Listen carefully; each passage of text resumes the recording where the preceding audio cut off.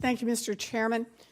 In the past year, the three largest banks in this country, JP Morgan, Chase, Citigroup, and Bank of America, have admitted to breaking the law and have settled with the government for a combined $35 billion. Now, as Judge Rakoff of the Southern District of New York has noted, the law on this is clear. No corporation can break the law unless an individual within that corporation broke the law. Yet, despite the misconduct at these banks that generated tens of billions of dollars in settlement payments by the companies, not a single senior executive at these banks has been criminally prosecuted. Now, I know that your agencies can't bring prosecutions directly, but you are supposed to refer cases to the Justice Department when you think individuals should be prosecuted. So can you tell me how many senior executives at these three banks you have referred to the Justice Department for prosecution?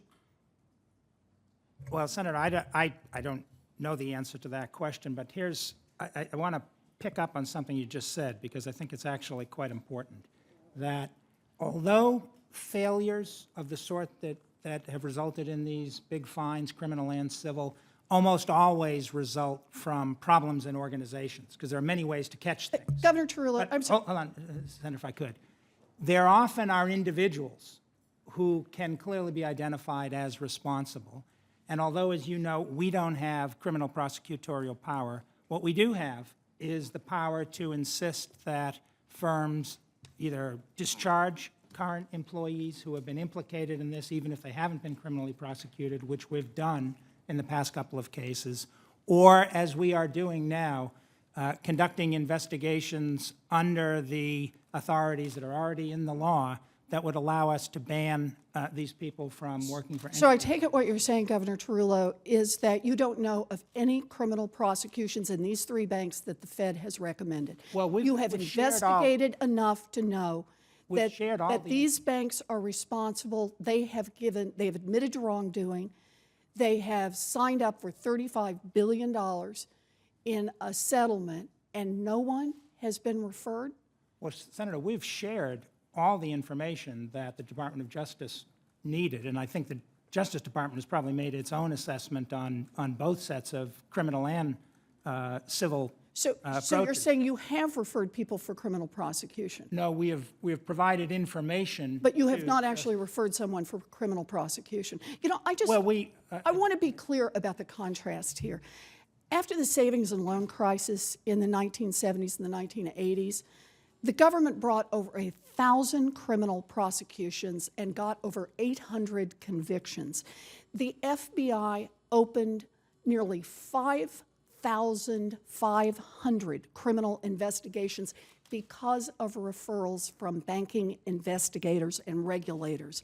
So if we didn't even limit it to these three banks, how many prosecutions have you all regulated? You know, what we have to remember here is the main reason that we punish illegal behavior is for deterrence, you know, to make sure that the next banker who's thinking about breaking the law remembers that a guy down the hall was hauled out of here in handcuffs when he did that. These civil settlements don't provide deterrence. The shareholders for the companies pay the settlement. Senior management doesn't pay a dime. And in fact, if you're like Jamie Dimon, the CEO of JP Morgan Chase, you might even get an $8.5 million raise for the settlement of negotiating such a great settlement when your company breaks the law. So without criminal prosecutions, the message to every Wall Street banker is loud and clear. If you break the law, you are not going to jail, but you might end up with a much bigger paycheck. So no one should be above the law. If you steal $100 on Main Street, you're probably going to jail. If you steal $1 billion on Wall Street, you darn well better go to jail too. I want to follow up on Senator Warren's observations regarding the Justice Department and criminal activity in financial institutions or whatever. I realize that you're regulators, you're not prosecutors. But if there's $35 billion more or less in fines and settlements because of criminal conduct, and there's no justice, justice is important for the big and the well-being and also the small. Something's wrong with the Justice Department. And people shouldn't be able, whoever they are, not just financial institutions, should be able to buy their way out for culpability, especially when it's so strong, it defies rationality. You know, I agree with her on that.